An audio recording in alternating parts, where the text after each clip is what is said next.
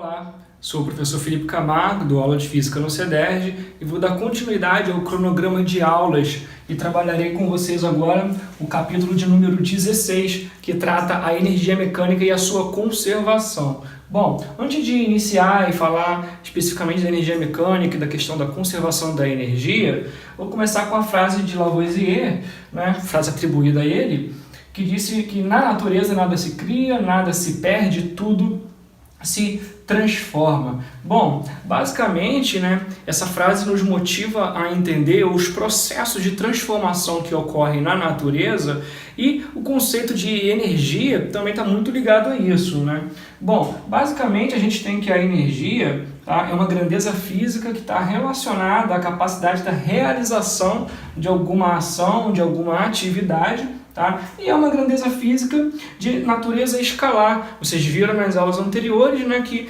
por ser escalar, ela fica bem definida apenas com o valor numérico e a respectiva unidade. A unidade de energia no sistema internacional é o Joule, e se a gente colocar apenas o valor numérico e essa unidade, ou outra unidade, como por exemplo a caloria, a gente consegue definir bem essa grandeza. Então, toda vez que eu falo da realização de alguma ação ou de alguma atividade, esses processos, essas realizações, vamos assim dizer, elas requerem energia, energia de vários tipos, como por exemplo a energia mecânica, a energia elétrica. Repare que quando eu falo de energia mecânica estou falando de processos que são mecânicos, por exemplo o movimento.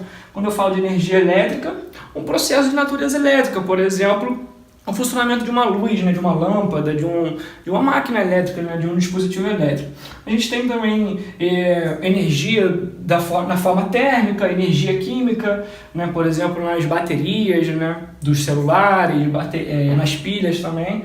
A gente também tem forma de energia aí na forma de energia nuclear, dentre outras, temos vários tipos. Então, basicamente, toda vez que eu falo nesse processo aqui de nada se cria, nada se perde, essa ideia permite nos chegar a uma pequena conclusão, muito importante inclusive, que não tem como a gente obter energia do nada. A gente não obtém energia do zero, e utiliza isso de alguma forma. O que sempre ocorre na natureza é uma transformação.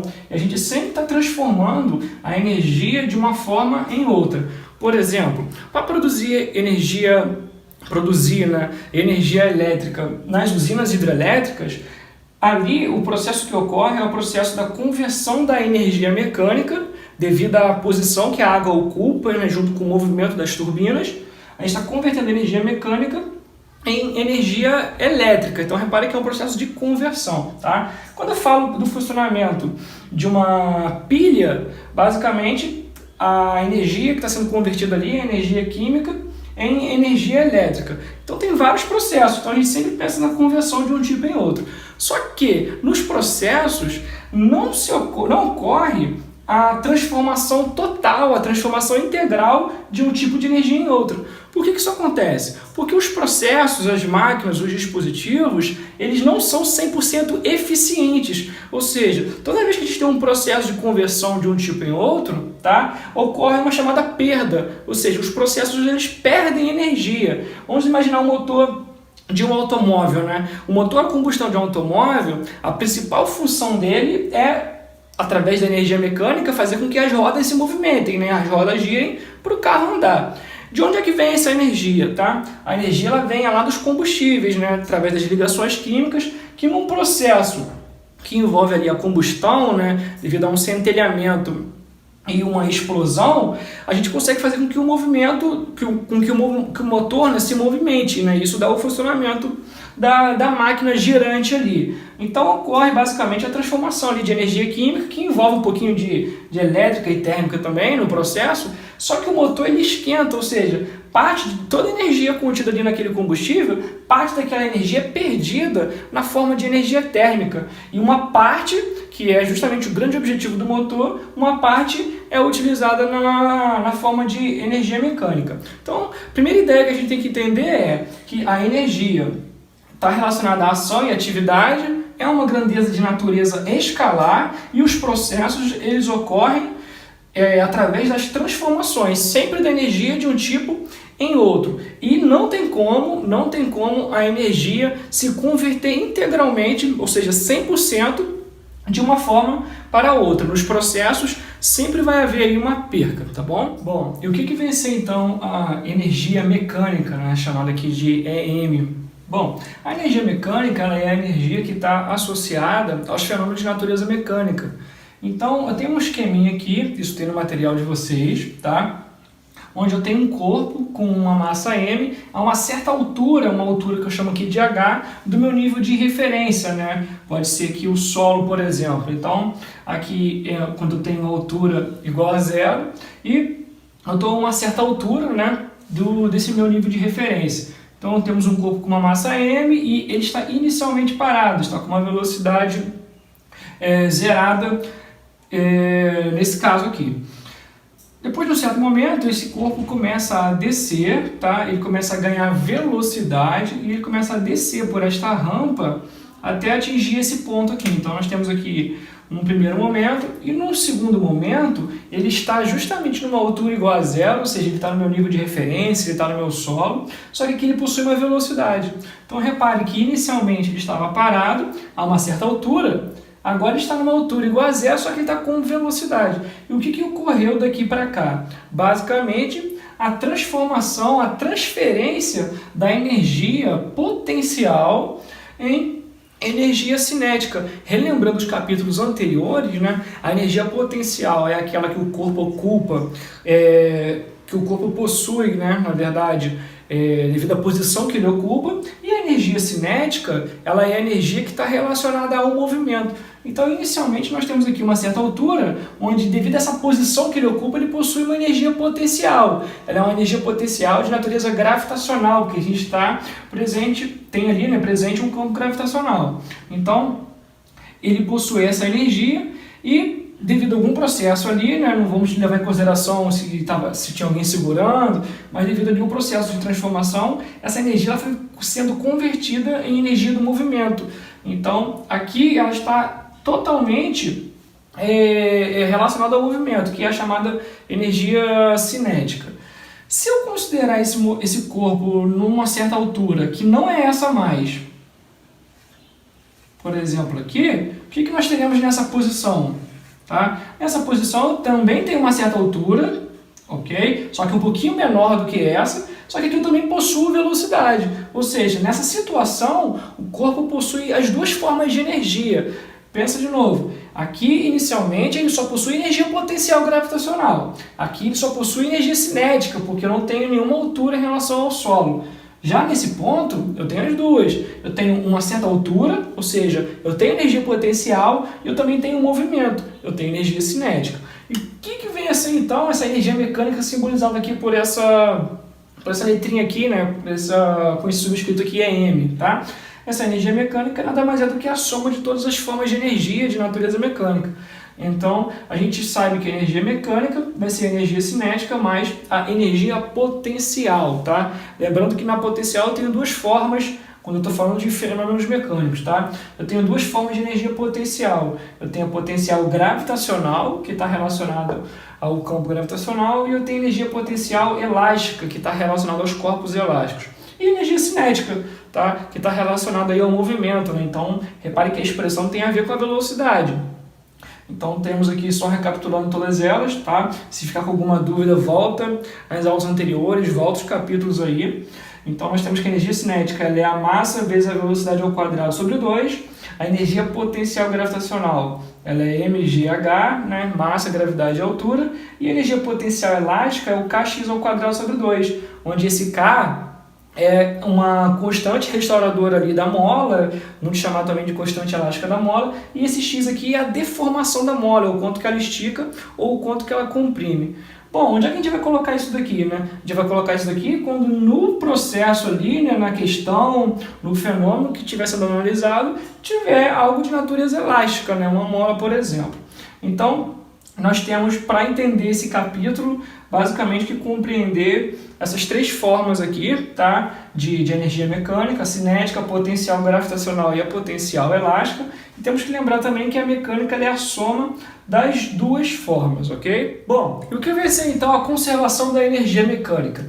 Ela ocorre em processos onde não há perda de energia, ou seja, quando o sistema em questão não tem força dissipativa, né, como o atrito, como por exemplo a força da resistência do ar. Então, numericamente, quando isso aqui acontece, numericamente o valor da energia mecânica permanece inalterado, ou seja, o valor antes é igual ao valor depois. Quando a gente expande isso daqui, né, essa energia mecânica antes, lembrando o que é a energia mecânica, né, que é a soma, a gente tem que a energia cinética antes mais a energia potencial antes, ou seja, tudo que eu tenho antes do processo, isso vai permanecer igual a tudo depois do processo, ou seja, a energia cinética depois e a energia potencial depois. Pegando como exemplo a situação anterior, né, que tem na apostila de vocês aí, né, da rampa, o corpo inicialmente ele estava a uma certa altura do solo, a uma certa altura do meu nível de referência, né, naquele valor H, e inicialmente ele só tinha energia potencial, ou seja, a energia mecânica era somente a energia potencial.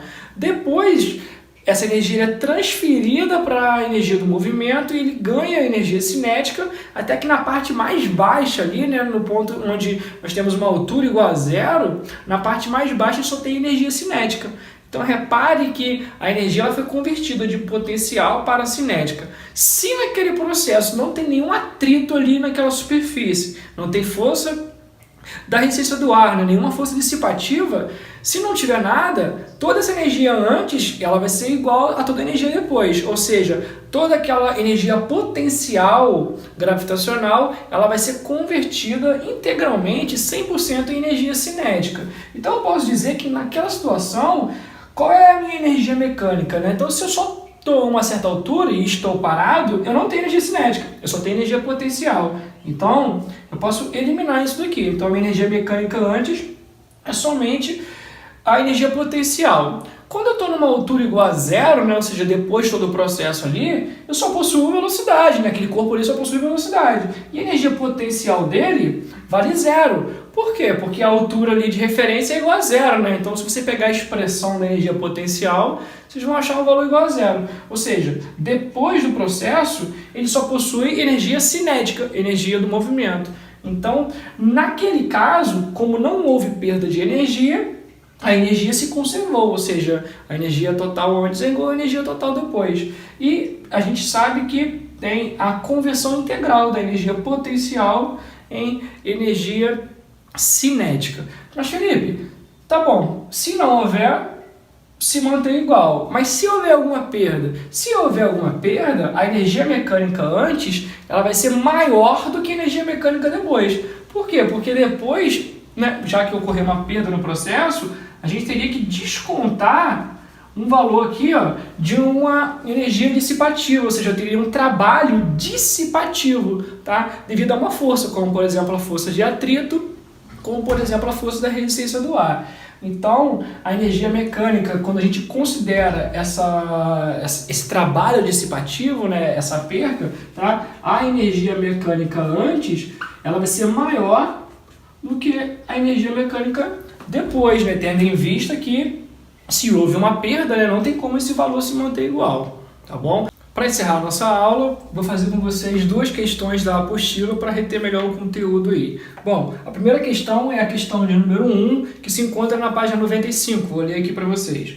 Um corpo de massa 4 kg desliza sem atrito sobre uma superfície horizontal, com velocidade de meio metro por segundo. A seguir, o corpo choca-se com uma mola de constante elástica 1 vezes 10 ao quadrado Newton por metro. Determine a máxima deformação da mola.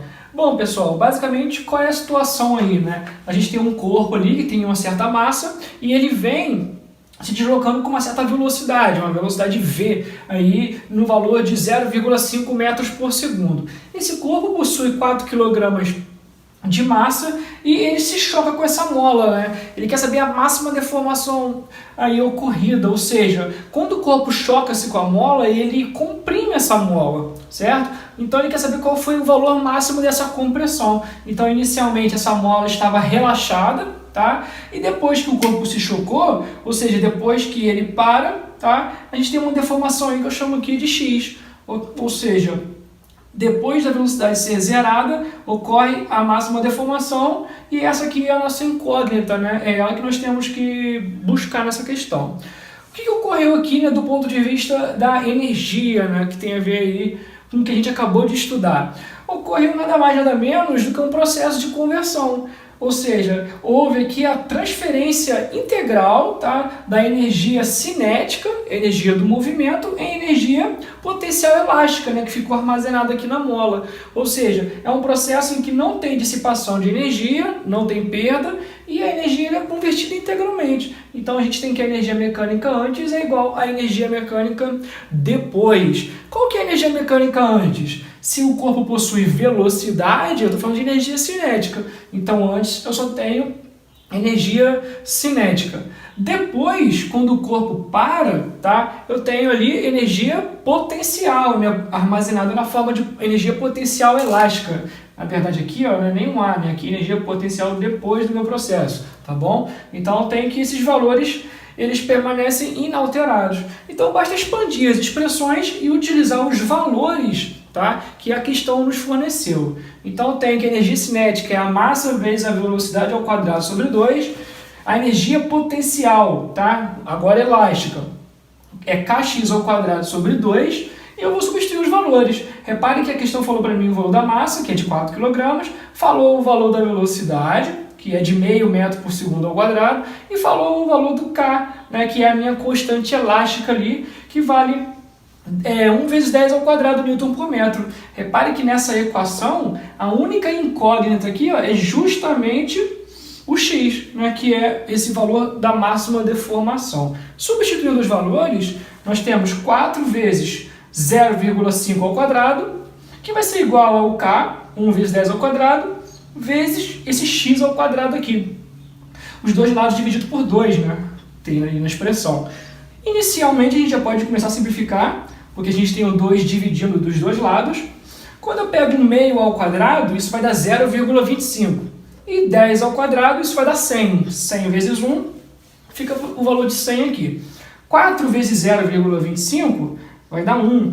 Então nós vamos ter 1 igual a 100x ao quadrado.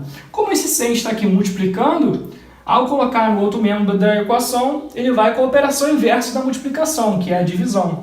Então nós vamos ter x ao quadrado igual a 1 sobre 100, igual a 1 centésimo. Essa divisão vai dar 0,01, né? Isso na forma decimal. E quando eu tiro a raiz quadrada, repare que eu não quero achar o valor de x ao quadrado, eu quero achar o valor de x.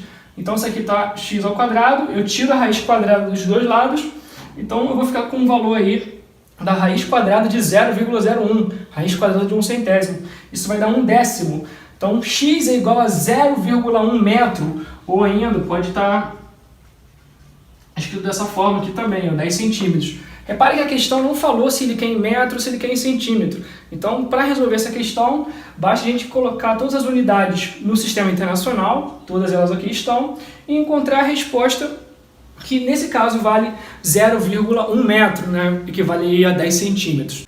Para encerrar, fazer mais uma questão aí, a questão de número 7, que também se encontra na página 95, tá, que eu vou ler aqui para vocês. Um bloco de massa 2 kg cai no vácuo a partir do repouso, de uma altura igual a 20 metros do solo. Determine as energias cinética e potencial gravitacional a metade da altura da queda. Considere nula a energia potencial no solo e despreze a resistência do ar e considere também a gravidade igual a 10 metros por segundo ao quadrado. Bom, basicamente, né, qual é a ideia dessa questão? Quando ele fala que ele está caindo no vácuo, ele está querendo dizer que é para desprezar a resistência do ar. Ou seja, o único efeito ali a ser considerado é o efeito da gravidade, o efeito gravitacional, e o valor do G aqui falou que vale 10. Essa é a primeira informação que nós temos. A segunda ideia é o seguinte, ele disse que no solo a energia potencial vale 0, ou seja, na minha energia, no meu ponto de referência, né, na minha linha de referência aqui, eu tenho H igual a 0. Como a energia potencial depende do H, depende da altura, se o H é igual a 0, a energia potencial é nula, tá bom? Por fim, o que ele pede, né? Ele pede para se determinar qual é a energia cinética a uma metade da altura e qual é a energia potencial gravitacional. Então, o que nós temos? No ponto de partida, ele sai com velocidade nula, tá? Ou seja, com velocidade igual a zero, e vem caindo, né? Ele vem sendo acelerado gravitacionalmente, ganhando velocidade. O que está ocorrendo aqui, basicamente? A transferência da energia potencial gravitacional para a energia cinética, ou seja, transferindo energia da posição para a energia do movimento. Tá? Então eu tenho inicialmente aqui uma altura de 20 metros, e depois nessa altura aqui, né, que seria metade dessa altura de 20, ou seja, em 10 metros, qual é o valor da energia cinética aqui? Essa que é a ideia central da questão. E qual é a energia potencial nesse ponto aqui também? Então, para calcular a energia potencial no ponto mais alto, basta considerar toda a altura. Então, a energia potencial gravitacional, tá? Ela vai ser mgh, onde o m, que é a massa do meu corpo, vale 2, o g é a gravidade para pequenas alturas, tá? Esse valor permanece inalterado, então vale 10, e a altura inteira aqui, né, a altura total vale 20. 2 vezes 10 vai dar 20, vezes 20, 400. 400 joules de energia. Repare que inicialmente o corpo está parado, né? Então ele só possui energia potencial. Ou seja, qual é a energia mecânica antes do processo? É somente, antes desse processo de queda, né? É somente a energia potencial gravitacional. Então a energia mecânica aqui é o mesmo valor que nós temos ali. Então a energia mecânica antes vale 400 joules.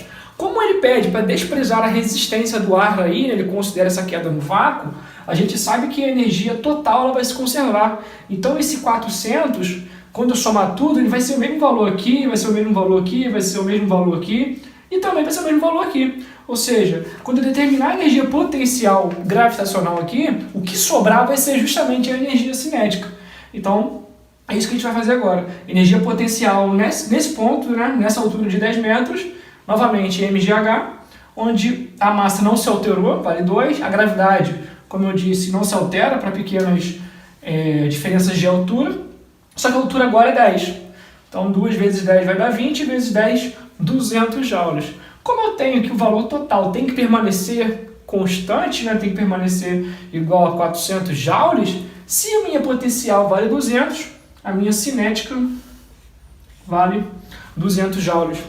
Também, ou seja, quando eu somar essas duas, ou seja, as duas formas de energia que eu tenho ali, né, dando energia mecânica, tem que permanecer inalterado e igual a 400. Então a pergunta é, determina a energia cinética e a energia potencial a metade da altura. A cinética vale 200 e a potencial gravitacional também vale 200 joules. Então é isso, pessoal. Se você ficou com alguma dúvida, volte à aula, assista às aulas anteriores. Um bom estudo para você aí, um abraço.